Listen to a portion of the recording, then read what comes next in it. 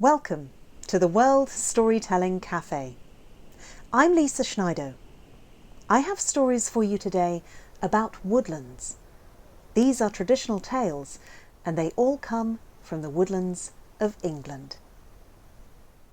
One day in high summer, two figures were walking along the road that leads from Sherwood Forest straight to the city of Nottingham. That road that used to be called the Great North Road, but we now call the A1. How romantic. Anyway, these two figures, one of them was stout and well built. He wore a leather jerkin, doublet, hose, a cloak, stout boots, and a big smile. His name was Little John. And the figure next to him, well, he was shorter, slighter, more wiry. He was clothed in Lincoln green from the top to his hose and even to his leather boots. And he wore a battered old leather hat. And his name was Robin of Locksley, or as he's better known to most people, Bold Robin Hood. And these two, well, they were walking along the road laughing and joking, and the crowns of the trees were above their heads and the roots of the trees were supporting them underneath the ground. The hazel leaves chattering through the woods and the sun dappling the road ahead. And Robin turned to Little John and he said, "Let's try for adventure today." "Yes," said Little John. "Yes, adventure, trouble, maybe even trickery. Who knows, perhaps today we might even be able to trick the Sheriff of Nottingham himself." And sure enough, a little further down the road, they spied a figure. And the figure had a strange gait. He was lolling from side to side. He was wearing way too many clothes for high summer. At least 5 or 6 coats and 3 battered old hats, one on top of the other. And Robin said, "Here he is. Here's our trouble. Here's our disguise. I bet he's a rogue." And Robin took his bow and his arrows and his hunting horn and he hid them in a hazel thicket by the road. And then he hurried off down the road after the figure, leaving Little John behind. And it took nearly a mile before he managed to catch up with the man, who started to hurry even more when he could see that he was being pursued. "Stop," said Robin. "Why should I stop?" said the man. "I'm in a hurry. I've got to try to find me some dinner." "Oh, there's a toll to pay for anyone who comes along this road," said Robin. "Not likely," said the man. "I am nothing but a poor old beggar. I've got not a penny piece to my name. I bet you've got more than that. Come to think of it, I could beat it out of you." And the man and Robin both took their quarterstaffs and they started to beat each other black and blue, as was the way of things on the Great North Road. And Robin, of course, got the better of the man in no time at all, and the man found himself with Robin's knife at his throat. "Oh, please don't kill me," he said. "I'm only a poor beggar. I've got money in my bag. I've got gold and I've got silver." "Ah," said Robin, "so you do have treasure. Well, come on then. Let's see the loot." The man reached into his bag and he pulled out a great black cloak and he threw the cloak onto the ground with a flourish. And then he reached into the bag again and started feeling around in the bag for the money, and Robin leant forward, eager to see what there was. And quick as a flash, the man grabbed a handful of meal, took it out and threw it straight in Robin's face. Robin, blinded temporarily, spluttered and coughed, but he didn't come round fast enough. For the beggar had got his quarterstaff and he fetched Robin such a fourpenny one at the back of the head that Robin was out cold on the ground. And then the beggar took Robin's hat and jerkin of Lincoln green took his cloak, took his bag, and set off along the Great North Road. He made sure before he left that he changed into Robin's clothes and left his old rags long behind. And by this point, Little John had just about caught up with Robin, just in time to find Robin coming round and rubbing his eyes and spluttering and coughing. "Ha-ha!" said Little John. "Well, you have had an adventure. At least he left you your underwear." "Very funny," said Robin. "Tell you what," said Little John, "I'm still strong, and I'm going to go and catch up with that rogue." And Little John disguised himself as a beggar.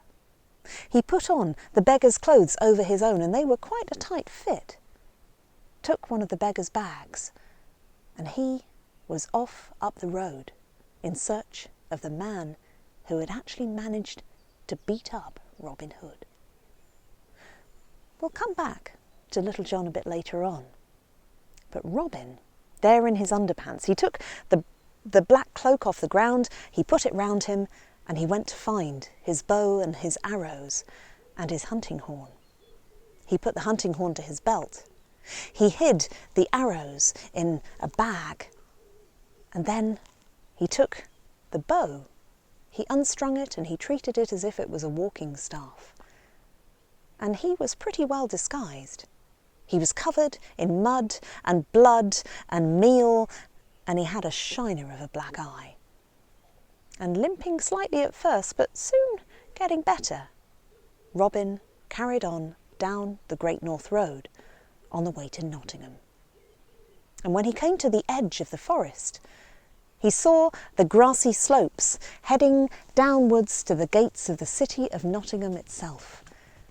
And there, outside the city gates, on the meadows in front, there was a large crowd of people. And there was a whole line of armed guards of the sheriffs.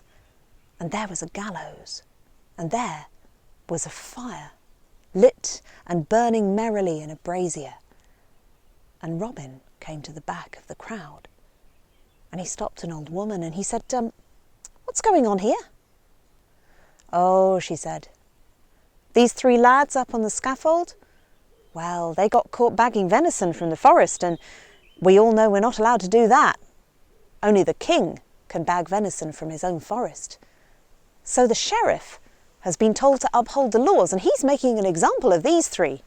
They're going to get blinded with hot irons."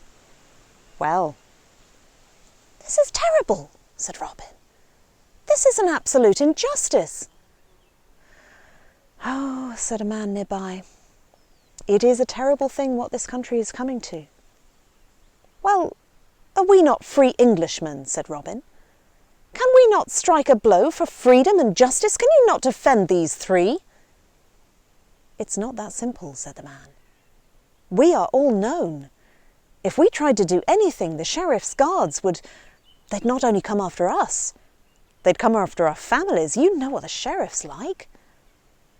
"And anyway," said a rather prim middle-aged woman from nearby, "anyway, they did break the law." Well, fear ruled then, as fear rules now, and Robin rolled his eyes to the heavens and started to push his way through the crowd to the front. And the crowd were all booing and jeering and shouting shame. And they were shouting shame at the sheriff, at the sheriff's guards, at Prince John. They were shouting shame at the Normans. And Robin came to the front of the crowd, and he could see the 3 lads there on the scaffold, all big-eyed and damp-trousered with terror. And he started to shout too, but he started to shout something different. "Traitors! Da! Idiots! You get what you deserve!" And everyone started to boo Robin as well. And the crowd surged forward, and a man went to the brazier and he pulled out a hot iron, and he started to walk towards the 3 young men who were whimpering with terror by this point. But as the crowd surged forwards, as the man walked past Robin, Suddenly he seemed to trip. Robin fell straight on top of him. The man called out in pain. And Robin looked up at the captain of the guard who was hurrying over, and he said, "Oh, I'm sorry, I tripped and they pushed me. There was nothing I could do. Don't hurt a poor beggar." The captain looked at Robin and said, 20 lashes for you." "No, hold on a minute. Actually, why don't you play the role of the executioner? Take the place of the one you've just heard. That would be a fitting punishment." "I would do that gladly," said Robin, and the crowd booed him even more. Robin took the bow that was doubling up as a walking stick, and he limped out towards the 3 lads. "I'll just check the knots are tied well," he said. He went and checked the knots of the ropes that were tying all of their hands behind their backs.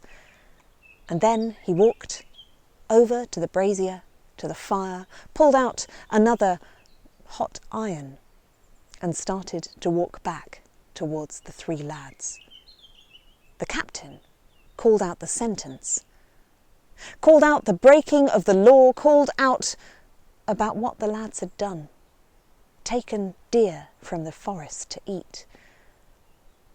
And as the crowd surged forwards again, booing, Robin took the hot iron and he started to point it towards one of the 3 lads. The noise got louder, and then Robin suddenly straightened up, turned and threw the hot iron straight at the captain of the guard. It hit him in the face. He cried out in pain, and Robin quickly strung the bow, took out the arrows from his bag, and he was there. The crowd surged forward again. All of the guards were there with their weapons, and it was mayhem. But the 3 lads, well, they broke loose from their ties because Robin had untied the knots in the rope that had been binding their hands. They came forward as well, and Robin took out his hunting horn and blew it and said, "Make way! Make way for Robin Hood and his 3 new men!" The crowd parted to let them through, and at the call from the hunting horn, reinforcements came out from the forest, men with bows and arrows. The weapons, the arrows, the rage was flying in all directions, and yet somehow Robin and the 3 lads seemed to disappear, silently as the deer, back into the forest.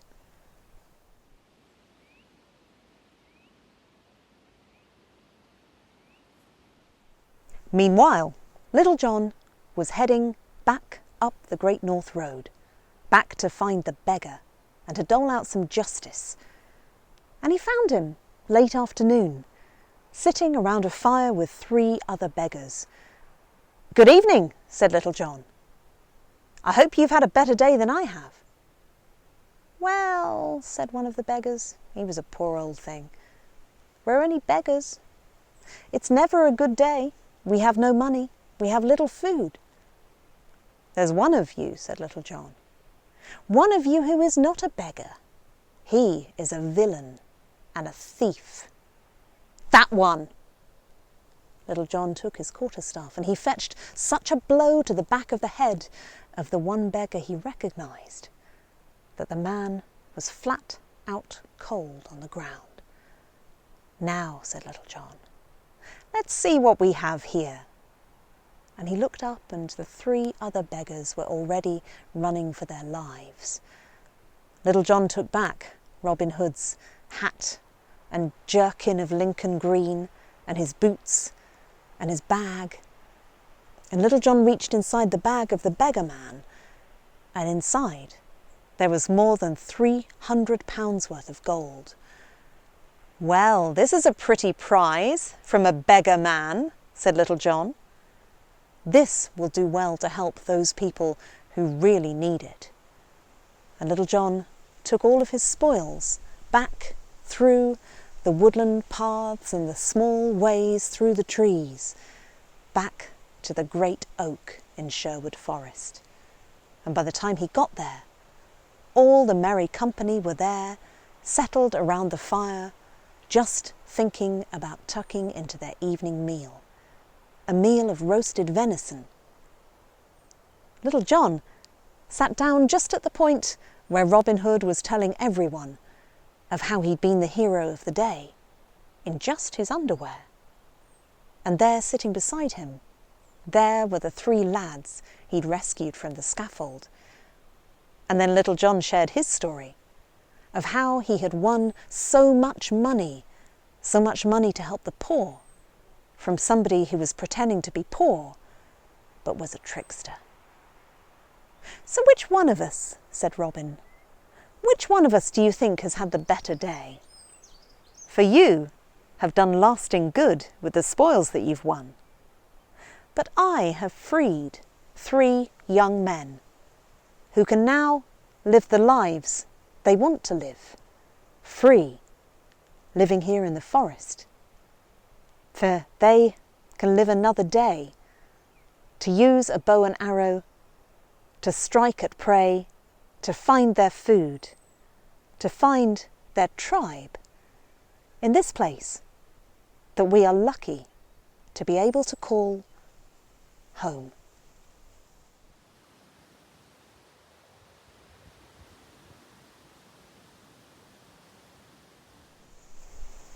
There was a woodman, and he lived in a little cottage at the edge of the woods with his wife.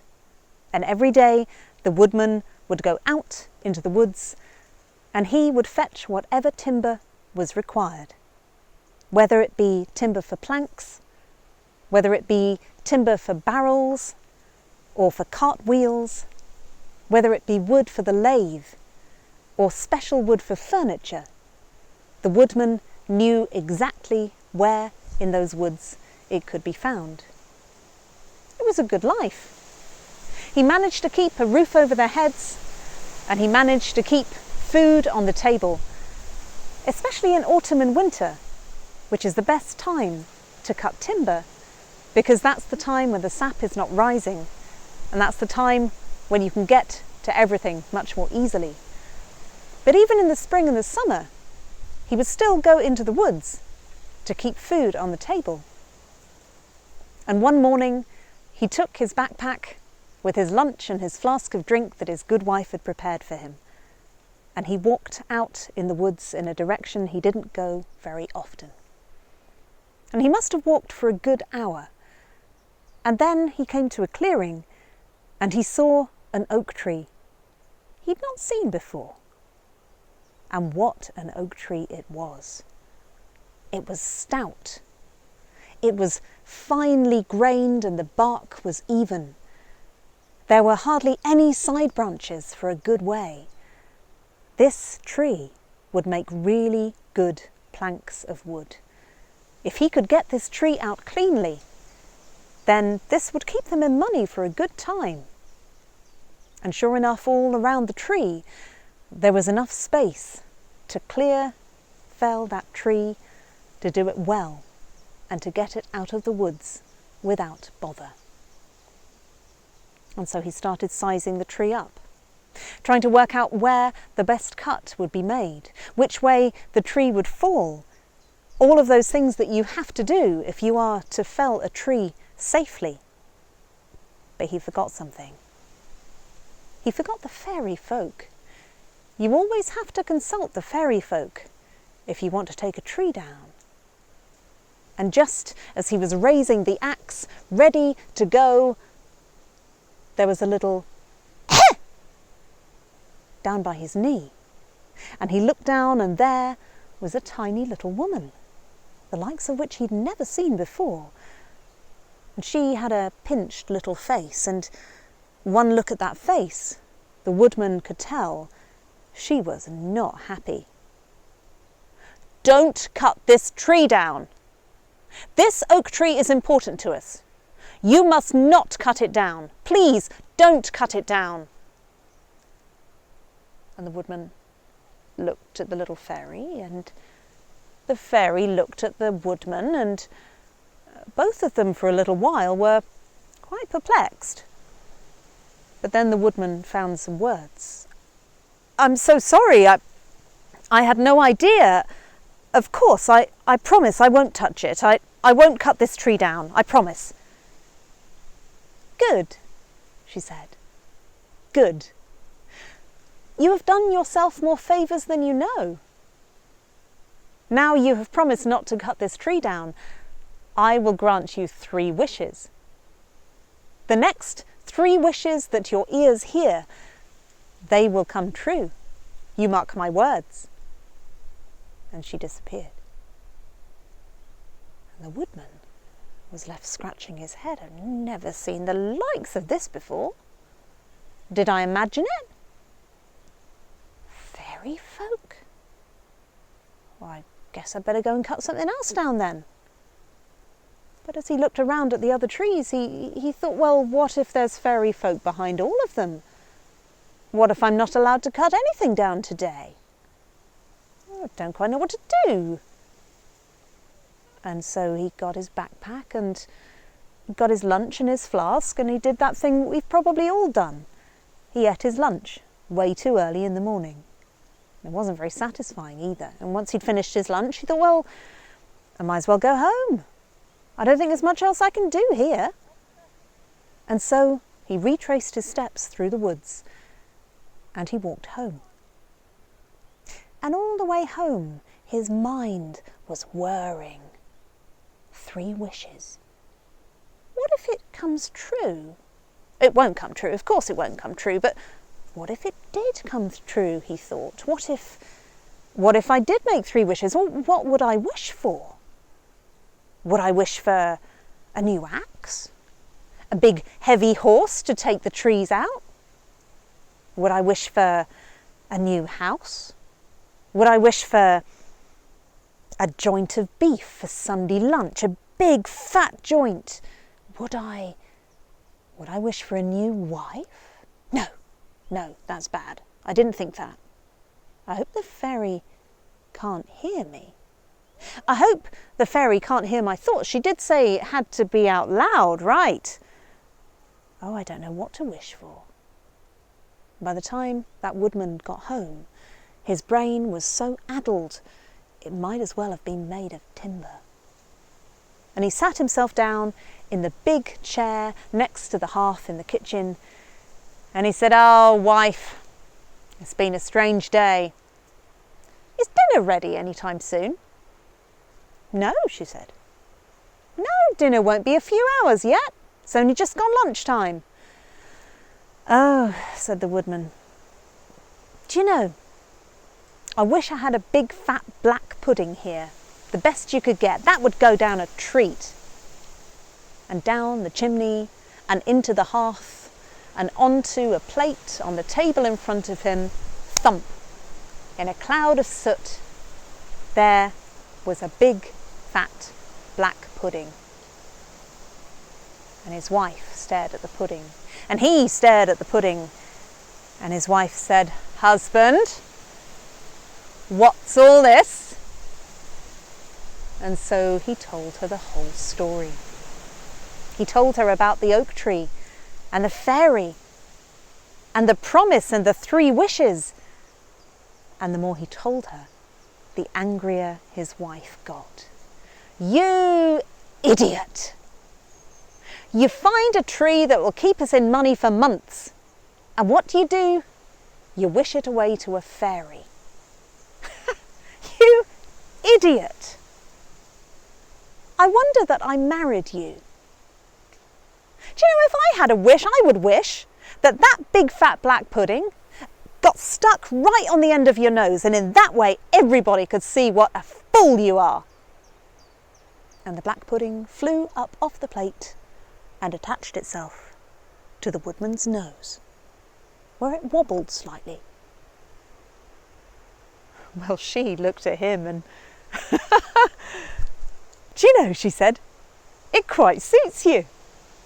And that is when he started chasing her round the kitchen.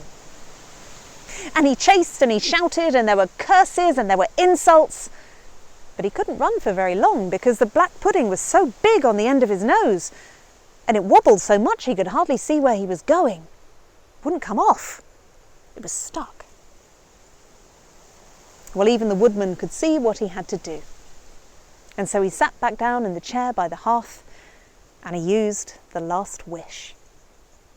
He wished that black pudding off of the end of his nose again and back onto the plate. So the woodman and his wife, well, they didn't get riches or a grand house. They didn't get anything really lasting from that gift from the fairy.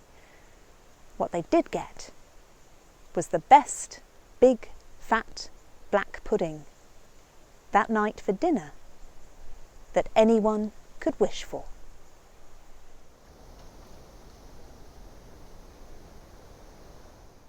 The last story I have for you is a little story I found last year, and it's strange given everything that's happened, but sometimes that's what story does. It's a story about a great woodland on the east side of the Mendip Hills in Somerset, right next to a little village, and everyone in the village knew that that woodland was full of red deer. But the woodsman knew that running among those red deer was one deer that was bright white, the white hart. The woodsman knew that if you were lucky enough to see the white hart, then good luck and blessings would follow you for weeks afterwards. They all looked out for it. Very few of them ever saw it. It's a strange thing with wild animals that it seems the more you look for something, sometimes the less likely you are to find it. But it didn't stop them from looking. And one evening in early summer, the lord of that place was riding through the woods on his great horse. And it was a beautiful summer evening. The light coming through the leaves in the canopy, the colour, the bird song all around. But the Lord wasn't noticing any of it, because the Lord had a great trouble. His brow was furrowed.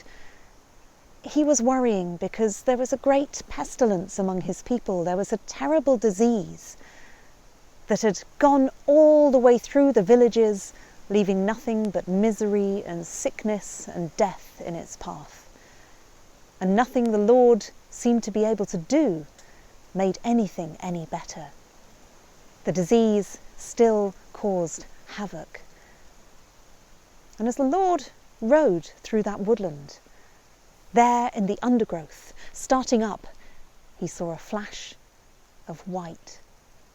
And the creature that came out into the clearing in front of him, well, that creature should have had a red-brown hide. But the last of the evening's sunshine caught a ghostly pale glow, iridescent and fairy. And the white hart bounded up and through the undergrowth and through the trees, and it was away, and the Lord followed it on horseback. And that hart danced through the trees. Its many-tined antlers were navigating a new path through the woods, and the Lord followed. And then, after about a mile, that hart simply, silently disappeared. But after that time, it seemed that the misery and the heaviness left the Lord. After he had seen that creature, somehow he felt new strength in his heart. He felt new hope in his spirit. Somehow he could see a new way through the trouble. He could try different ways to care for those people, and he could find different solutions to lead them through the difficulties and out to the other side, where life could be a little bit more normal again. And as he started to tell people his ideas, well, very slowly at first, but then more and more, they found the strength growing in their own hearts, and they found the hope rising in them again. The story says that's when the healing began.